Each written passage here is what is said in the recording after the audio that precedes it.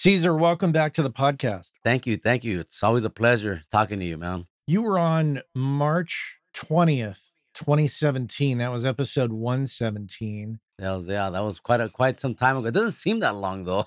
For the audience, if you head back to that episode 117, you can hear all about Cesar's journey, the basic introduction to who he is and where he's at. So we're going to talk deeper into the journey now.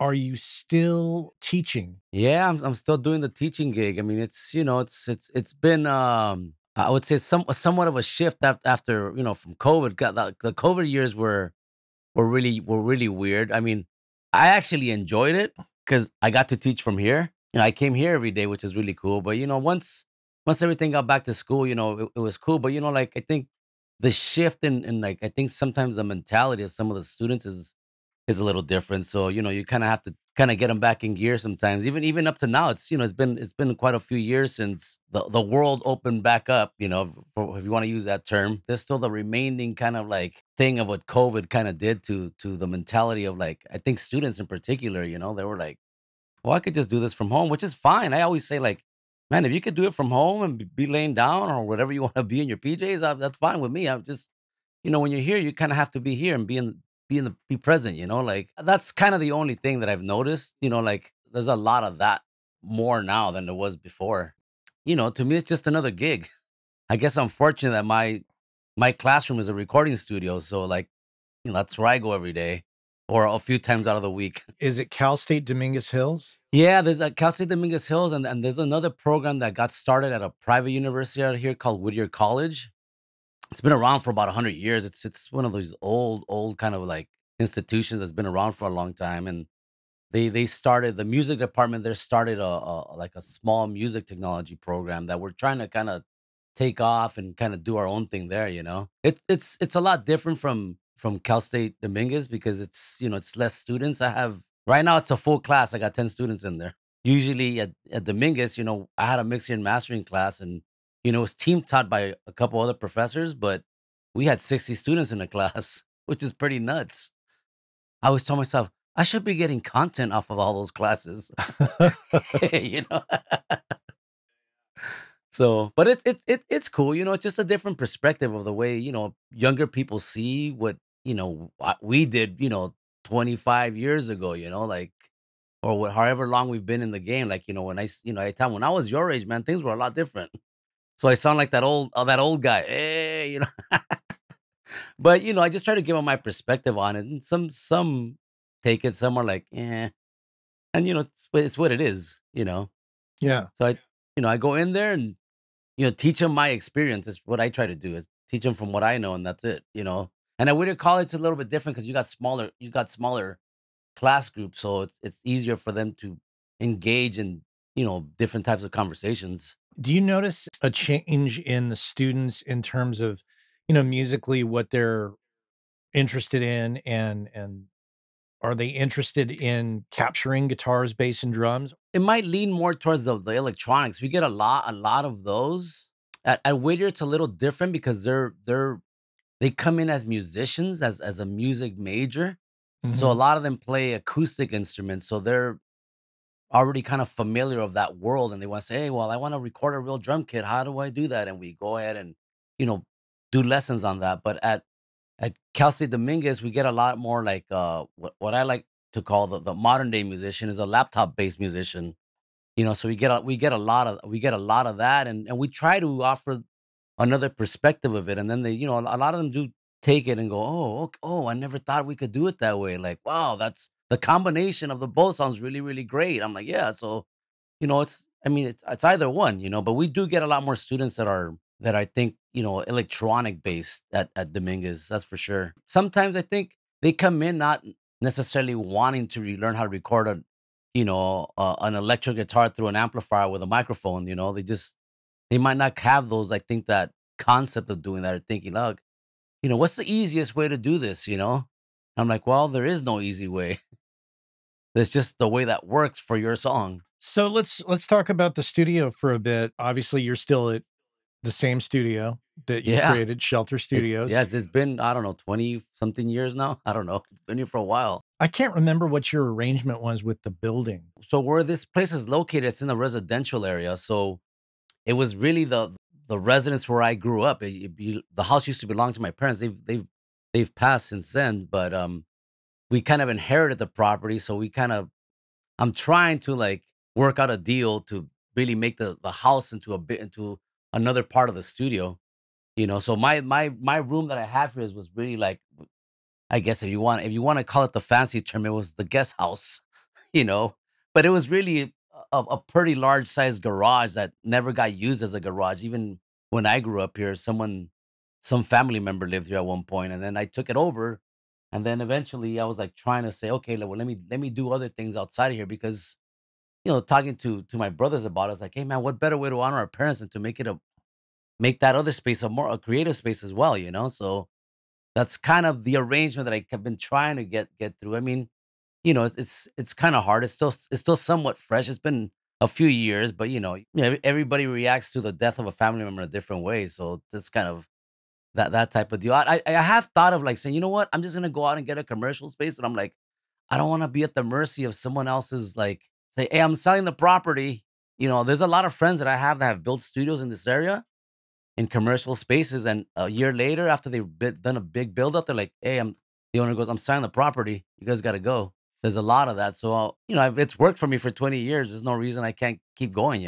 I appreciate the passion that we all have to do this, Yeah, and renting a space is just really the only option for a lot of people. But it's such a precarious position to be in.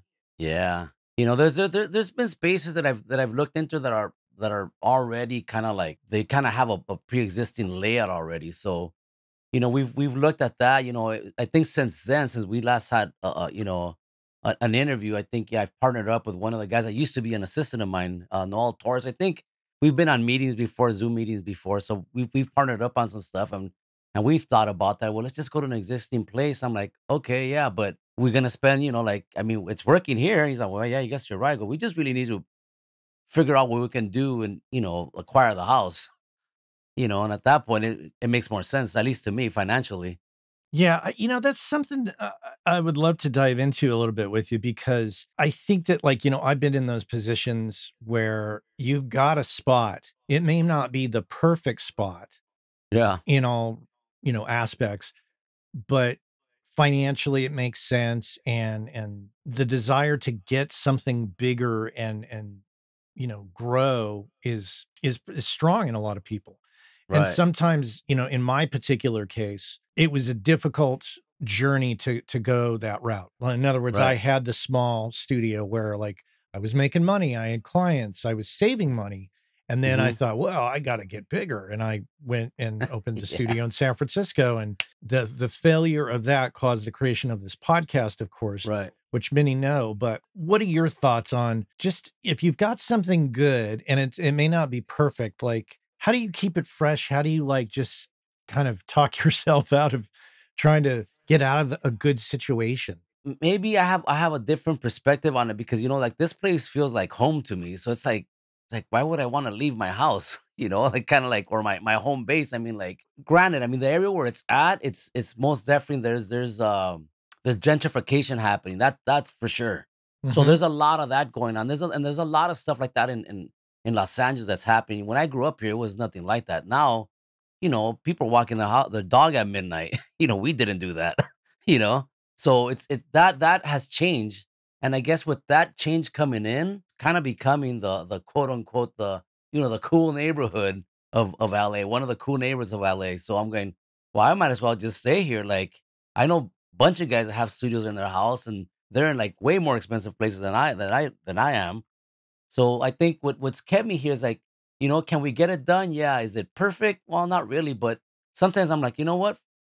For the bigger stuff, I'll go somewhere else and do it. And I've done that many times where, hey, well, we can record drums here, but we kind of want, a bigger sound or a bigger sound to the drums. Okay, well, I got another space we could go to, and we'll do that, and then we'll bring it back and finish it off. So there's been a lot of that, but I think really what keeps me here is really the fact that it feels like home, and for what I pay here is peanuts compared.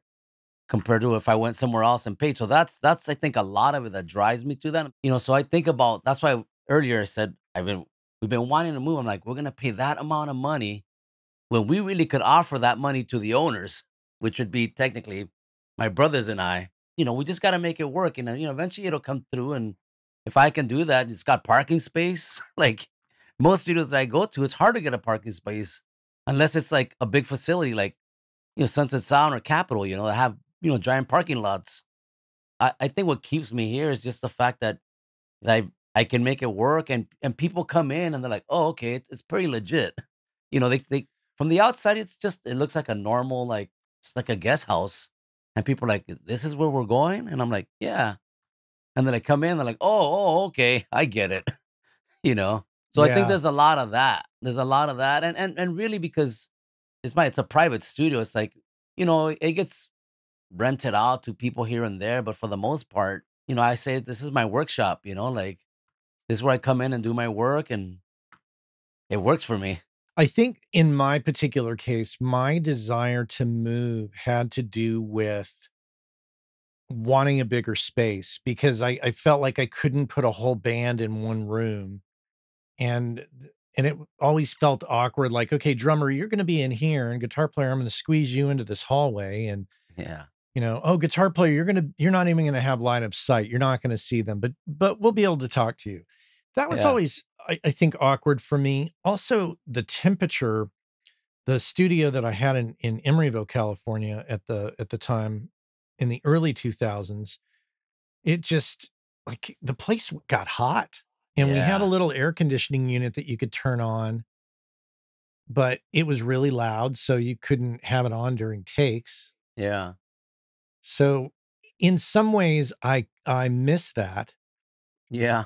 and in other ways, I'm glad I got out of there when I did because, whatever growth happened, happened, or whatever growth that I was hoping to gain, I got. It just came at the expense of a few things Right. Yeah. along the way. But, I'm curious about, the people that you're working with and, not necessarily clients, but studio partners who talk about moving, like, Yeah. where's their desire to where's that coming from? I think those they just come up in conversation about like like, hey, so should we move? Should we try to get a spot that's feels like more for lack of a better term, I think because where it's located, people think it's not a legit place because when they come, like I said, it looks like, oh, this is it. But once they come in, that goes away. I've mixed films in here that have won awards, you know?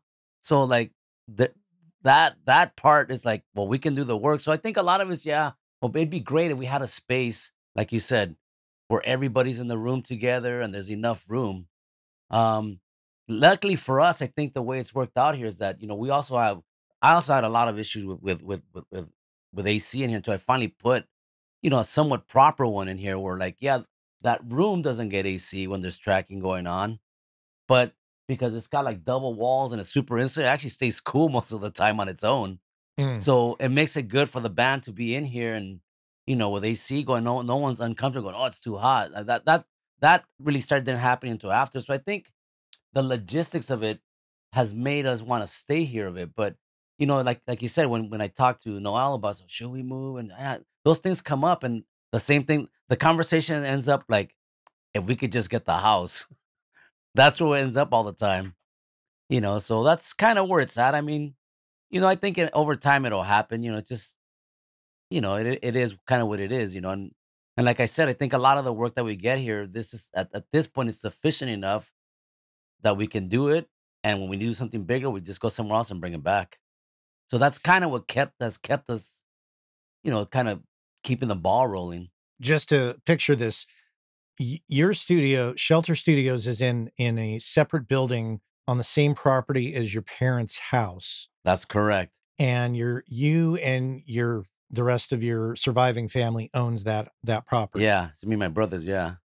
Okay. And when you talk about getting the house, would you have to buy it out from the rest of the Well, family, or that's a conversation that's come up with my brothers, we've kinda talked a little bit about that, but it's just conversations. The other one is more like, why don't we just rent it? Why doesn't the business rent it from the 3 of us? technically. That's really what it would be. Mm, There's a business entity and then there's the owners of the property, so that's kind of what we've been those conversations have been come up a lot more recently. I mean, so that there's a lot of like, so that's kind of the plan is that the right now the plan would be like, hey, have the business rent the house from you and the business will pay you, you know, your monthly rent. I go, because if not, we have to go somewhere else and pay somebody else that we don't know the monthly rent. So, true. and Yeah. and I go, the house would just I go any there wouldn't be any really like hard really hard structure of the house being redone. It'd just be like, let's make it, let's make it work acoustically for what we wanted to do without having to harm the structure. There's been a lot of studios that I know that I've gone to that's what they do. They just lay over it. So when they gotta go, they just take that layer off and it becomes a house again. And I Yeah. kind of like that because like I said, like the all the stuff that we work on, they're all private projects. It's not like, hey, we're gonna rent the studio out to, this engineer and the projects that he or she's working on. They would be art. It would be mine, Noel's, and whoever's like kind of part of our little kind of like production kind of people that come around all the time. But you would still keep the Yeah. shelter there in Yeah, we'd keep place. this one so we'd have two of them.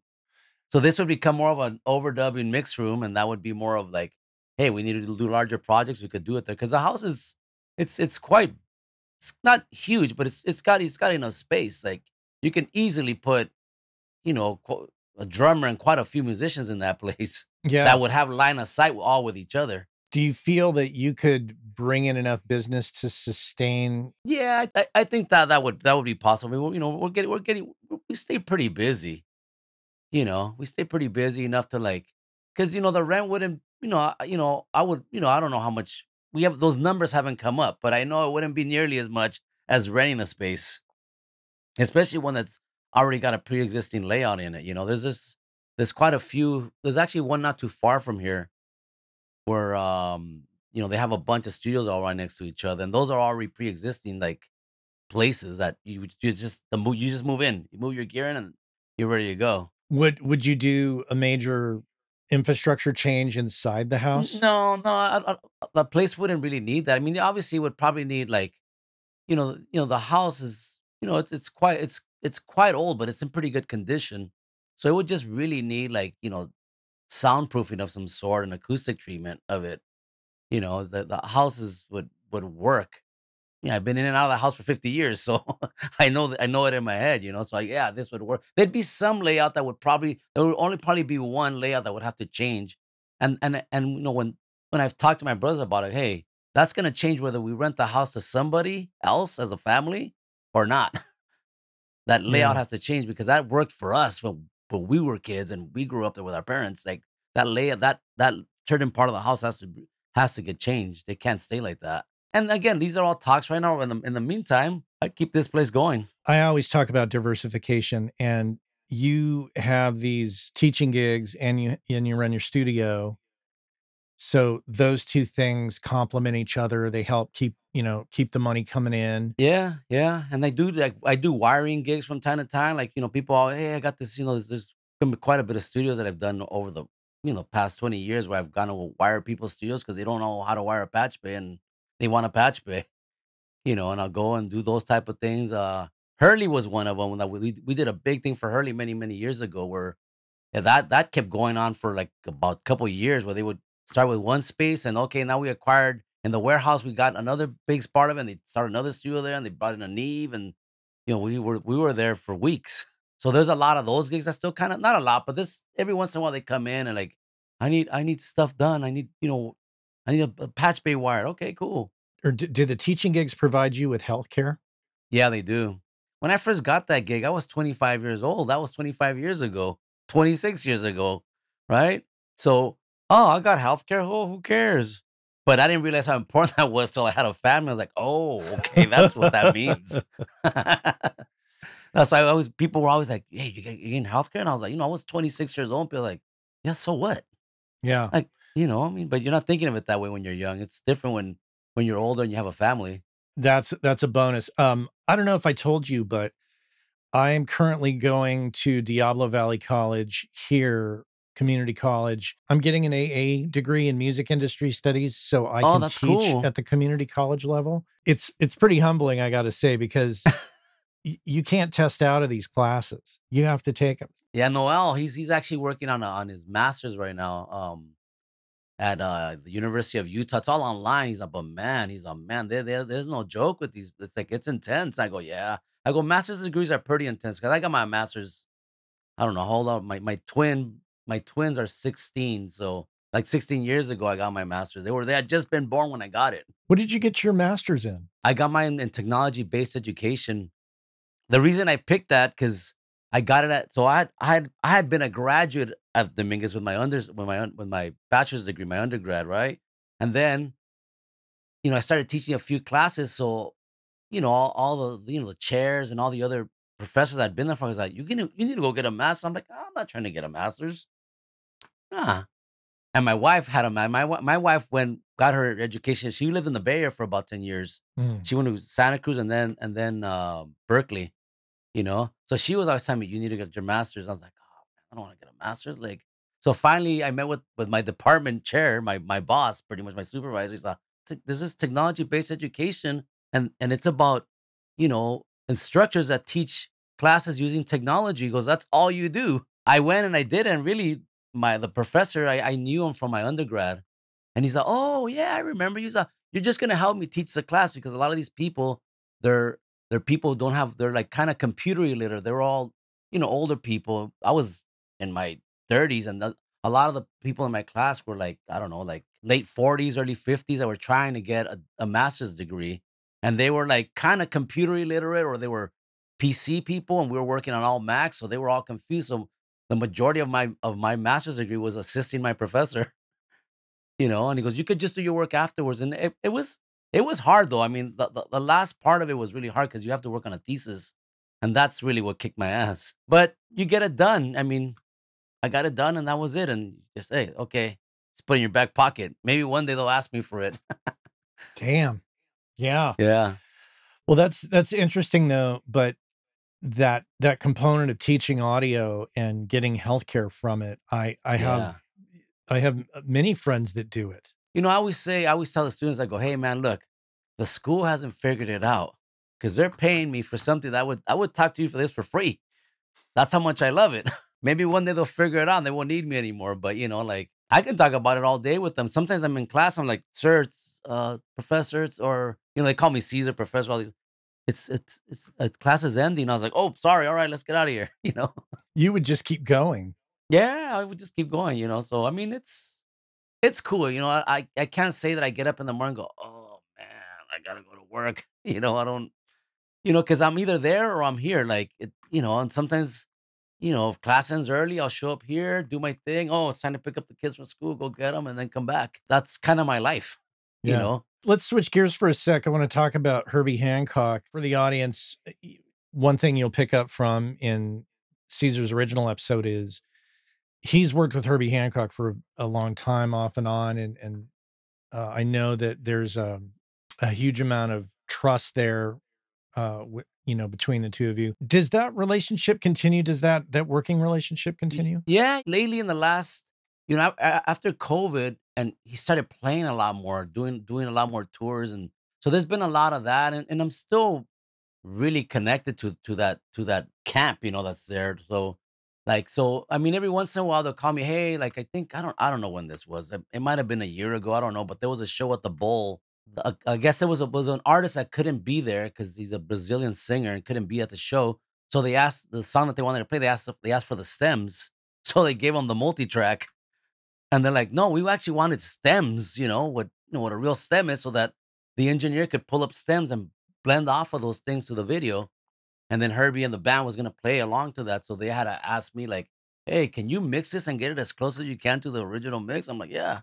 So there's still a lot of those kind of thing, more I guess remote stuff that's happening, and I still go there from time to time. And like Brian is the studio manager there, and Brian McCullough. You should have him on, by the way. He's a really good guy. You Make got you make the got yeah. introduction. Yeah, and he'll call me, "Hey, I'm here," and I'll just go by and just cruise by. And actually Noel has kind of been helping a lot with that because there's a lot of stuff where it's like, "Hey, Herbie's accumulated a bunch of gear over the past, his whole career. So sometimes there's stuff that needs to be moved around, so before I used to do a lot of that stuff, but because I've gotten so busy, Brian will call me and say, "Hey, is there anybody else?" I go, "You need to hit up Noel." So then Noel's kind of been helping, and we're always like saying on people to do like the stuff that sometimes when we get too busy to do, that's like more grunt work, for lack of a better term, and then they do it. But that relationship is still very much there. I mean, sometimes the work is less, and sometimes it comes up. It's just up and down depending on what they want me to do. I mean, a lot of it is stuff that doesn't get released in what in a normal sense of the word, like to the public that way. And it's a lot of in-house stuff that we're doing. Do you actively try to seek out new clients? I do, and back when I was in my 20s, the way I would do is I would go to shows. If I liked the band, I was like, "Hey, man, I think you guys sound great. Like, here's my card." Back in those days, like, "Here's my card, or here's my number if you guys ever need anything." Ever since like social media came around, that's kind of sometimes the way I do it. If I like a band, I just send them a message. I go, "Man, this sounds amazing, man." Like, and I don't try to get work off of it. I just say, "Hey, man, I really like your group. I wish I can hear more stuff." And like, "Oh yeah." And then they kind of start digging into my profile and they're like, "Oh, so you're an engineer?" I was like, "Yeah." It's like, "If you guys ever need anything, like, I'm here." So lately, what's happened is that my son's become a big metalhead, kind of like I was at his age. I still am. I just, so I've been listening to more of it. And there's a lot of local bands that he's been following, and some of them are from around this neighborhood. So I told him, "Hey, ask them if they need any help with anything." So, I mastered some stuff for them and here and there. Then and that there's one guy and that's part of that group that's kind of like the producer engineer of all those bands. So he's always sending me work, like, "Hey, I've recorded this band and either they need to mix this or I need to get it mastered, or I'll just bring it over." So there's a lot of that kind of going on. So to me it's fun because you see the energy in their eyes. I mean, some of these guys are not even 21 years old. They're 19, 20, and you're like, "Whoa, man, this is pretty crazy." So that's kind of the way I've been doing it, just through social media a little bit because I don't get to go to shows as much as I want to. And if they are, they're bigger venues, So like, I wish I could go up to those bands and go, "Oh yeah, Mr. James Hetfield of Metallica, here's my number if you need anything." They're like, "Get this guy out of here. How do you get backstage?" Yeah, no kidding. It's funny though, as we get older, how much effort it takes to go out, because I do stay up late, but I stay up late laying on the couch, Right, yeah. you know? 2 or 3 times out of the week, I'm here pretty late till, like, about midnight. That's when I stop. I go, "Midnight, that's it. I can't work past that." It's like, those days are gone. I'll go if, like, in San Francisco, I went to the Great American Music Hall, which is a venue that's been there for a long time. I went out the other night because I had 3 former working class audio guests actually either performing or doing front of house. That's cool. So I was like, "Oh, well, I gotta go to that." Yeah. Yeah, I mean, in the last couple of years, I've been trying to do a little bit more, like, was it last year? I think it was last year. Last year, we went to quite a few concerts, and, like, my wife goes, "Why don't we go to concerts?" Like, out of the 20 odd years I've been working with Herbie, I've only seen him perform once, one time. And it was Once. great. I Wow. mean, it was awesome just to be as an audience member and look at it and watch them play and listen to it. And I was like, so after the show, we went backstage, and James Genius, the bass player, came out first into the backstage area, like the green room. And I was like, "Man, James, you guys sound amazing." He's like, "Oh my God, you've never seen us play, huh?" I was like, "No." He's like, "Well, why would you? You're usually 2 feet in front of us, you know?" And I told Herbie the same thing. He's like, "Oh yeah, you're usually if you're at a show, you're working, you're recording it or you're doing something." I was like, "Yeah, that's usually the case." So the other day I went to go see the rehearsals for the Headhunters show that happened, I think about a week ago at the Bowl, at a Mhm. 50th anniversary of the Headhunters record. I called Brian. I was like, "Hey, you guys were you guys rehearsing?" "Oh, we're over here." "Okay, cool." So I just went over there and watched the rehearsals for about 6 hours. And that was pretty neat. That's right, and I was talking to you a couple days ago about, Joe Begale, Yeah, Otis McDonald, yeah, how Joe, former WCA guest audience, if you don't know who I'm talking about. Joe is on episode 490. yeah, man. I've been following on Instagram. I was like, "Oh man, this guy's cool." So he's a huge Headhunters fan, huge Herbie fan, Oh, and oh he's man, we gotta somehow. Get them connected somehow. We got to get him connected, yeah, because he's so passionate about it too. He's in He's that room where they did the Headhunters record, right? he's in the room at Hyde Street. That's his permanent room where he creates That's all pretty that cool. stuff. Yeah. So if you see Herbie, next time you see Herbie, you should tell him that. Yeah, I'll let him know. Let's talk a bit about the studio and workflow and gear. Mhm. Since 2017, do you work in the same way There's or been quite a bit of like I guess significant gear upgrades. I've gotten better converters. Like, I'm using I think back then I might have already had the Burl, the B2 bomber, but then I got a Lavery through Pete Lyman of Infrasonic. I call him, "Hey Pete, I need to get a good D-Days. I would just get another Bro." I was like, "Oh man, I don't know if I want to spend that type of money." So let me find out. Let me make some calls. And one of his buddies had a Lavery sitting around. I mean, when he told me the price, first I saw, I was like, "Oh, this is gonna be expensive." He told me the price. I go, "I'll go over right now." And I picked it up, and that's kind of really changed the workflow in here. But even as far as like even the way, one thing that I realized during the pandemic is that I go, you know what? Right now that I have the time, I'm gonna take the time to sit down and get a better workflow going within Pro Tools that can be either in the box or I can use it with all my outboard gear because I have, really we have a summing mixer where a lot of the outputs from Pro Tools hit and then feed all the different types of gear that like the compressors and the EQs and all the D to A's, or the A to D's, I should say. But I went in there and I thought about, how did I used to do this when I had an actual console? How did I do this? Like I Mhm. remember, you know, having auxes that would feed into a fader so I can use those as throws on a fader. And I had buses that would do the same type of kind of workflow.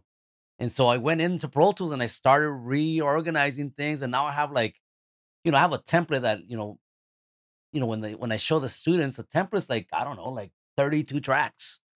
And they're like, there's no audio in them. I'm like, no, this is all just like routing, you know? And especially when it gets to all where I have a bunch of faders I use for throws and because I have faders in front of me, so I'm able to do that. But even sometimes when I'm in the box on a mouse, which I hate to do, because it feels so clumsy to me, but that's just the way I grew up doing it. But I have all these little throws that I can set up, and it's real easy for me than having to like go up to open up a insert track and take up all this, screen real estate, and I just kind of have it there, and it's really accessible to me. And that alone, I think, has really changed the workflow, and even kind of for some reason made it sound better. I don't know if there's like a resolution difference on a fader in Pro Tools as opposed to the aux, and I know on a console that is true. There's more resolution on a fader than there is on a pot. Mhm. So when you do those throws, the reverb just sounds better and it just is cleaner because you're feeding off the fader instead of like, the little pot on the aux. That's kind of one thing that I think that has changed a lot. That for sure has made the workflow way, I don't know what the word is. I just Inspiring? yeah, inspiring. It just sounds like, I always use these words like it just sounds like meaner and thicker. It's more meaty. I don't know what it is about that. Like but it is inspiring for sure because now I'm just grabbing things. I'm just like, go. It makes it real easy for that, which is what I always missed about a console that you could just grab and go and that's it. You would just boom or two at a time, type thing. So like that's kind of what I've been trying to get more of the thing. We're also been, and I've been talking to you a bit about is that we're trying to get the whole Atmos thing, and we kind of dive into it for a little bit, and then work comes in, and we get distracted because, we can't offer. I mean, at least I can't offer my clients when I say, "Hey, I'll do an Atmos mix for you," because I'm still trying to like get a hold of it, And I know with some of the upgrades that Pro Tools has done, where there's rendering thing where like it's almost built, where it's built into it, man. That has helped a lot. So we're still kind of getting our feet wet and we wanna do more of it, and people say, "You gotta do it." Everybody I know that's doing animals, like, including you, like, "You gotta do it." It's just you gotta do it, and I'm like, "Man, you're right." You don't have to, but I mean, it's Well, if so you're telling me, fun. I have to then. If you're telling me I gotta No, you know what, you're right, I don't have to, but I think I mean, I remember the first time that Steve Genowick showed me an Atmos mix at Capitol, and I was like, "Man," I go, "This is what 5.1 surround always wanted to be, but could never do it."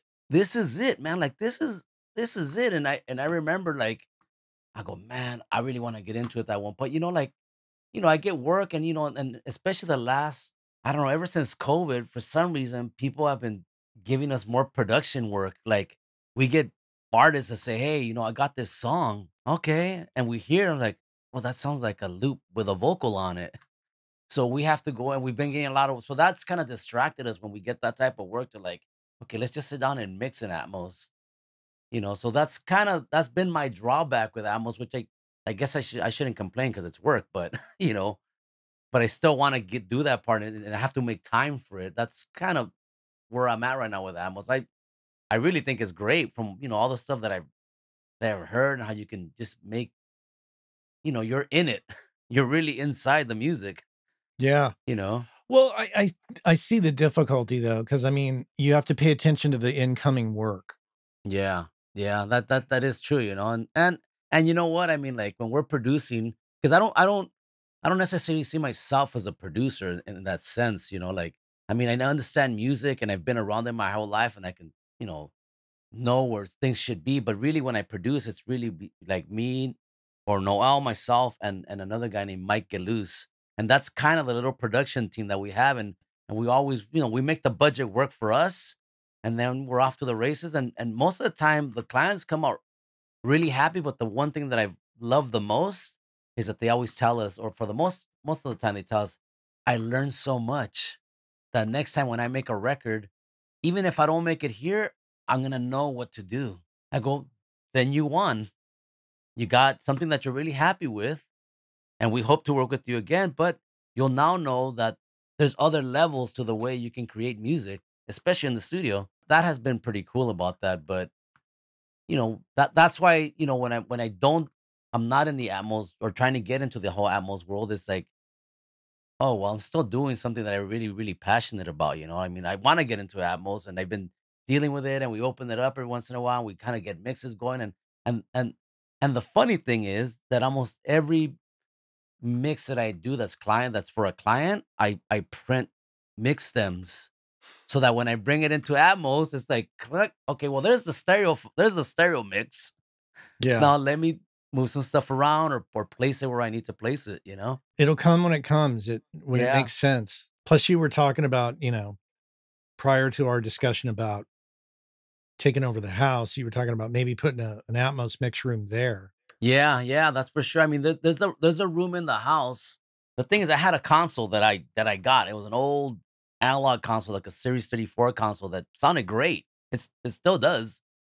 And I had it at home in my garage, and after, man, I can't keep it here anymore. So I got a storage unit. But after COVID, the prices just shot up.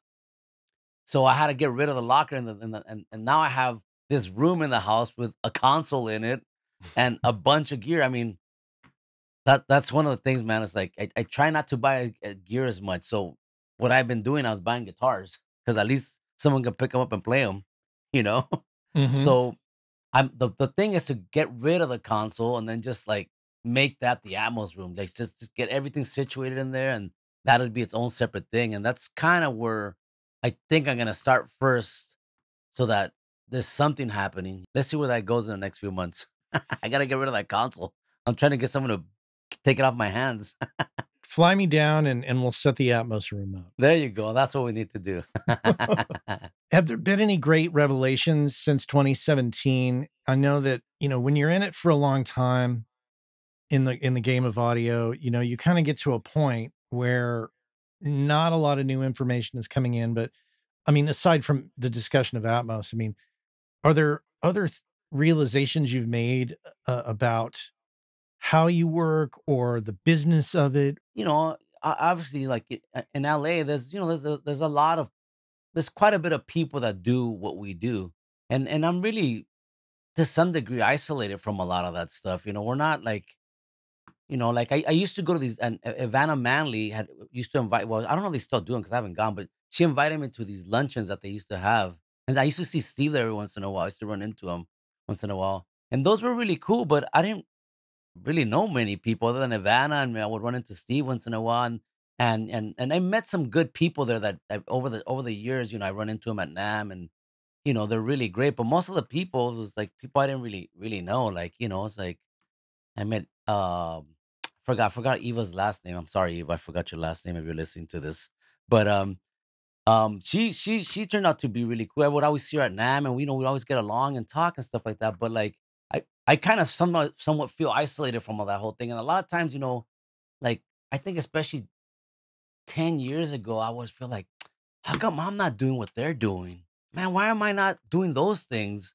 And then I would, and I remember telling my friends, have you seen what you do? Have you seen who you work with? I'm like, yeah, but he's and I thought about it, and I told one of my best friends, I was like, you know what? Their shit is not my shit, and my shit is not their shit. So I'm happy with what I have.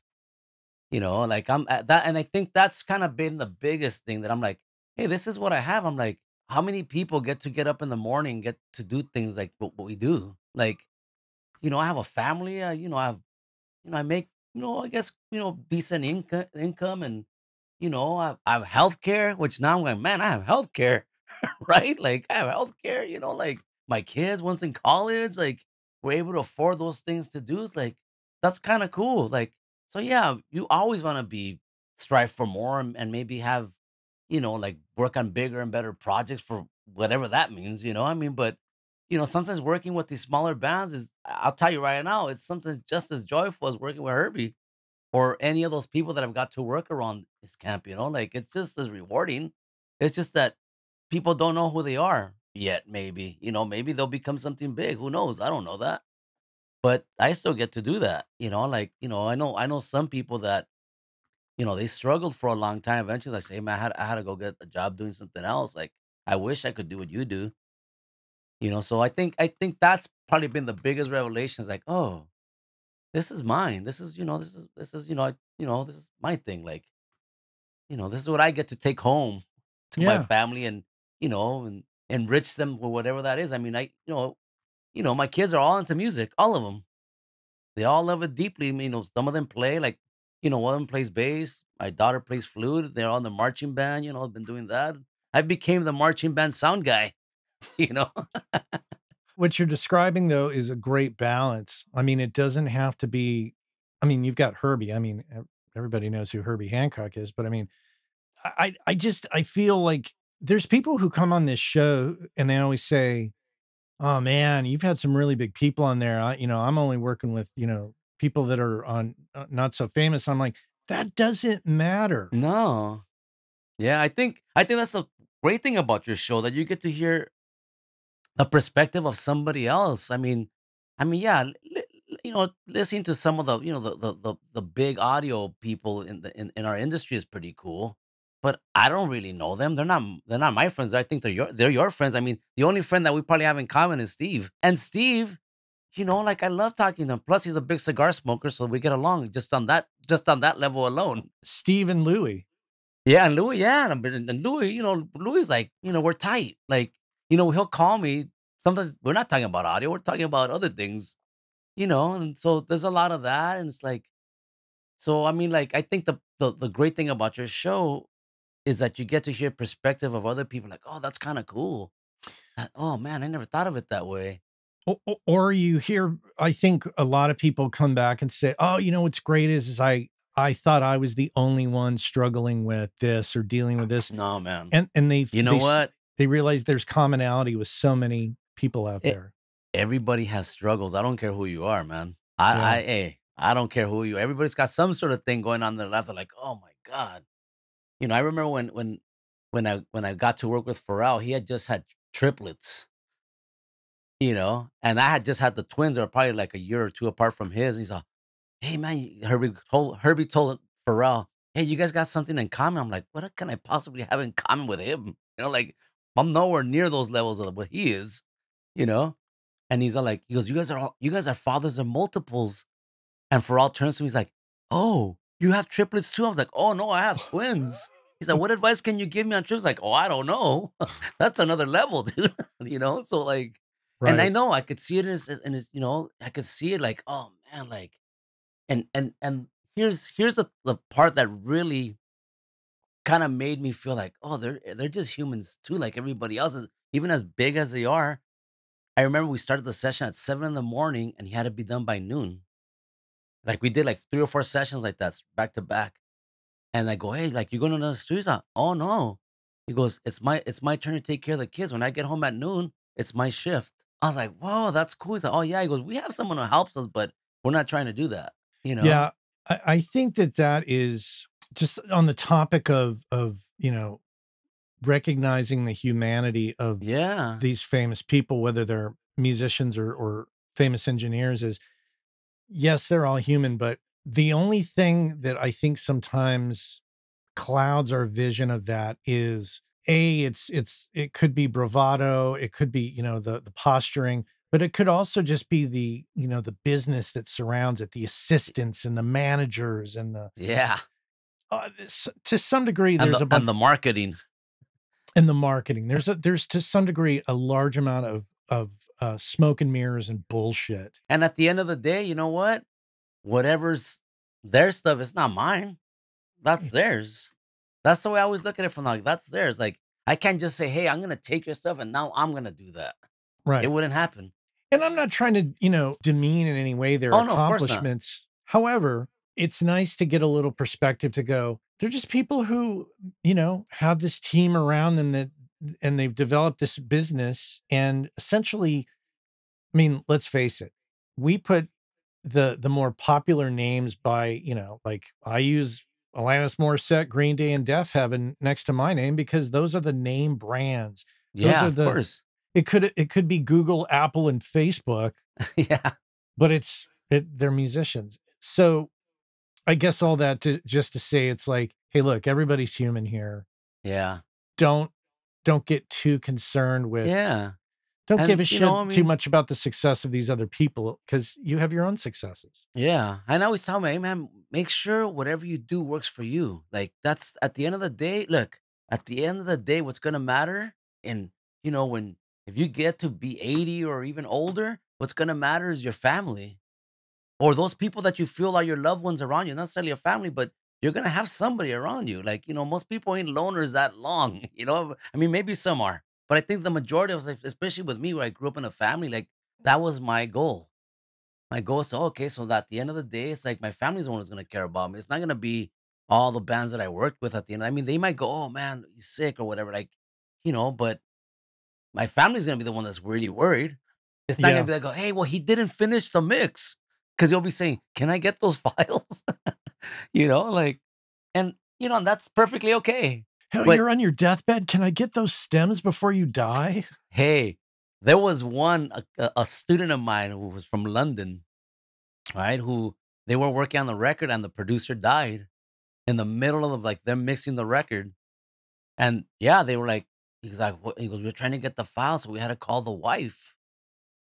And I'm like, "Whoa, that's pretty heavy." He's like, "Yeah." He goes, "We eventually got him, but yeah, it was really awkward." Yeah. So, Wow. Hey, I thought of the Eva that you're talking about. Are you talking about Eva Reistad? yes, Yeah. it's her. Sh works on She's a gonna lot get of mad at film. me next time she sees me. I know. Well, I looked her up. I met her at the Apogee party. I've been trying to Oh, get yeah, her on yeah. the show, but she's really busy, but, Yeah, she's really some busy now. Yeah, uh, she's the one of the ones that I would talk to at the luncheon, because her and Ivana are good friends. yeah, yeah. Yeah, she is yeah, she's working on a lot of film score stuff, it Yeah, yeah. seems, that I noticed.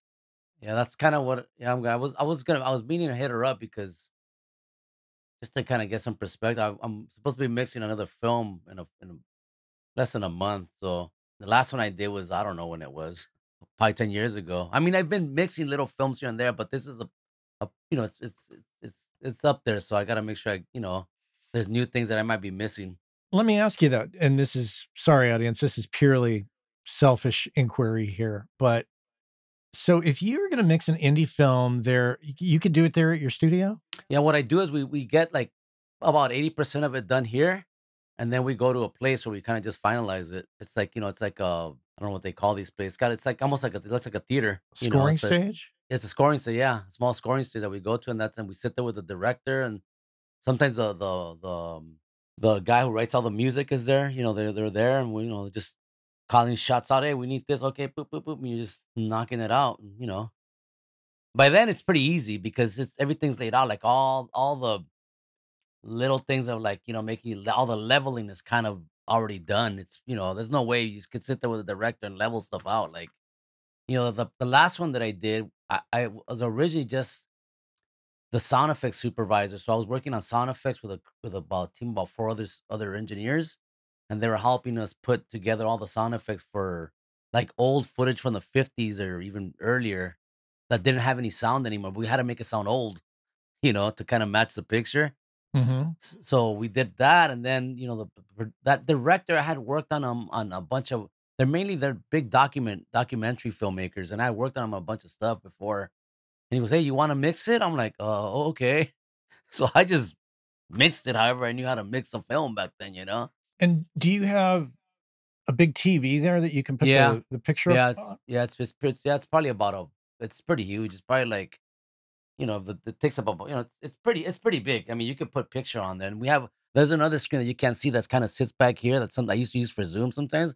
So sometimes I'll put stuff on that one, we can connect it to it and have another screen if we needed to. Are you running the picture in Pro Tools? Yeah. Okay. Yep. Yeah. It's not running off another drive, but it's in Pro Tools. It's what they give us is stuff. Sometimes, well, once the film is more finalized, they start putting window burns on them. So got the time code on there, and Okay. we got a big section of the. What's cool about the way the workflow is here is that I don't necessarily have to be in Pro Tools touching the mouse because I got the faders here, and we can transfer control. Everything's here, so I'm moving here while I'm looking at the picture.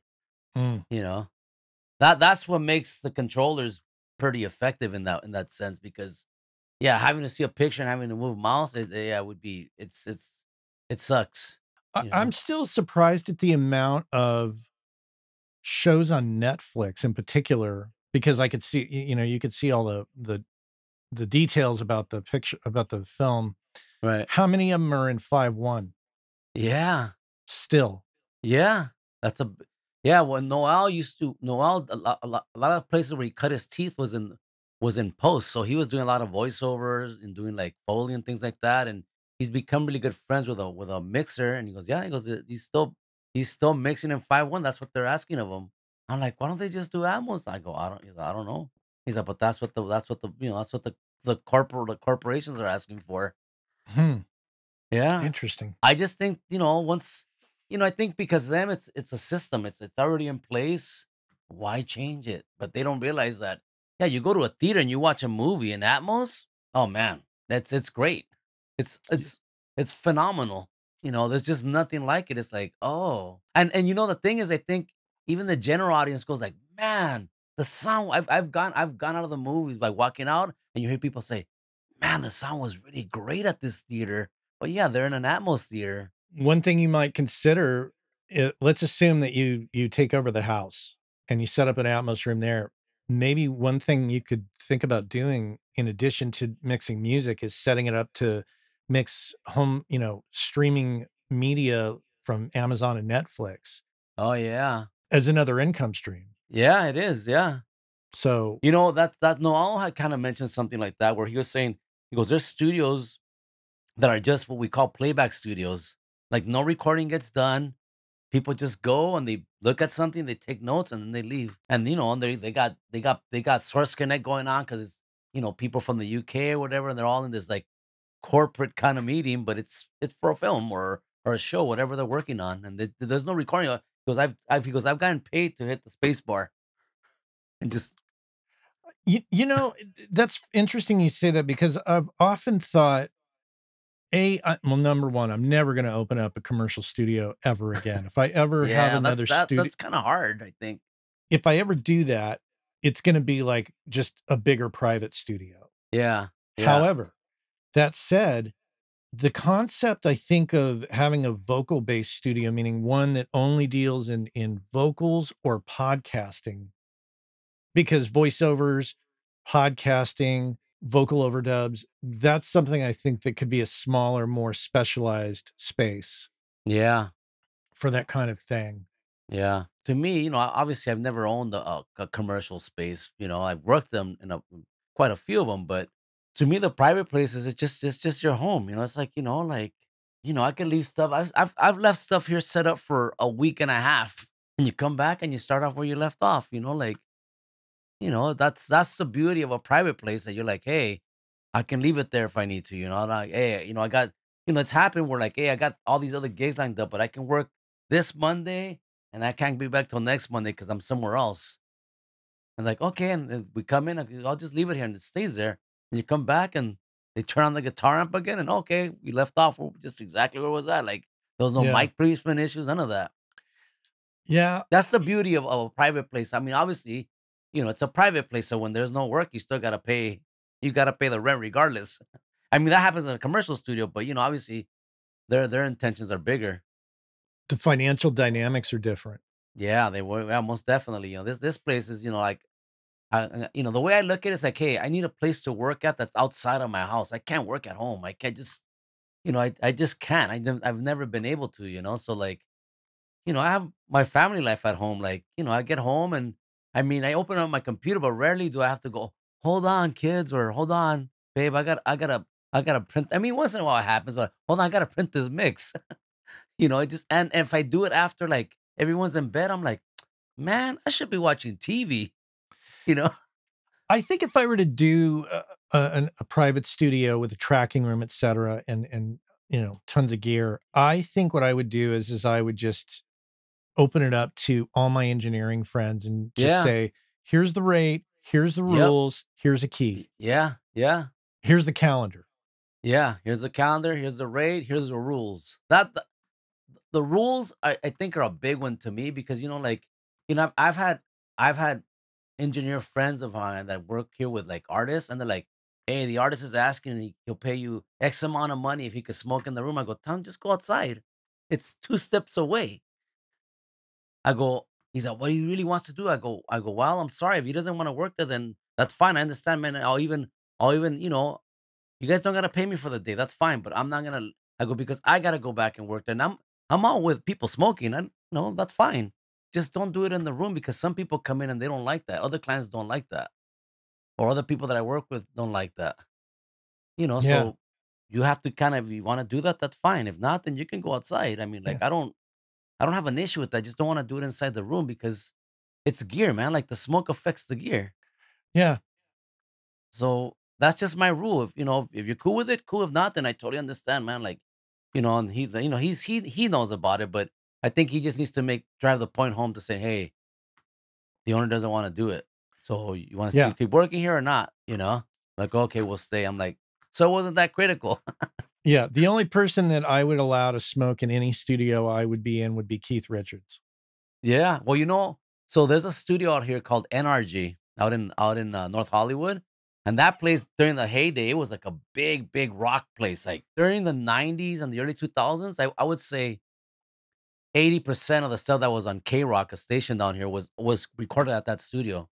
And the only person they ever let smoke in the room, whether it was, a joint or a cigarette, was Lemmy from Motorhead. That Oh was yeah, it. He was the only one, and he would smoke cigarettes, which is even worse than weed, I think, for the gear, But he was there smoking cigarettes all day, and that's the only one, And yeah. my friends at work, this, I was like, "Well, you let Lemmy smoke." He goes, "Yeah, but you're not Lemmy. You're not Lemmy. You're not Lemmy." A reminder once again for the audience, episode 117, it happened on March 20th of 2017. I'll put a link in the show notes there for everybody. All right, Caesar, good to see you. Oh no, Take care and I'll see you next time. sounds good. See you.